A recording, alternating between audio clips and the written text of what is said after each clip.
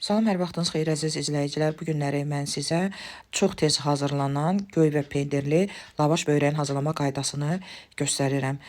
10 ədəd uzun lavaşdan istifadə edirəm. Videoda hər şey aydın görünür. Sadəcə olaraq 1-2 xırda detallar var ki, mən onları sizin nəzərinizə çatdırıram.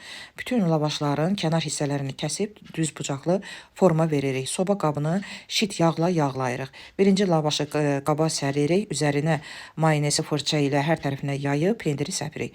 Növbəti lavaşı sərib üzərinə mayne çəkirik, göyləri əlavə eləyib yayırıq. Bu qayda ilə axıracan davam eləyir. Bir qab götürürük, yumurta sarısı, süd və duru yağı əlavə eləyib qarışdırırıq. Bu qarışımı üzərinə bərabər şəkildə əlavə eləyirik. Öncədən isidilmiş sobada alt-üst rejimdə 180 dərəcədə pişiririk. Mən burada yaxınlaşdırıram. Baxın görün necə gözəl alınıb. Xüsusilə Ramazan ayında süfrələr üçün çox uyğun və doyumlu reseptdir. Göz haqqınıza halal eləyin. Hazırlayanlara nuş olsun.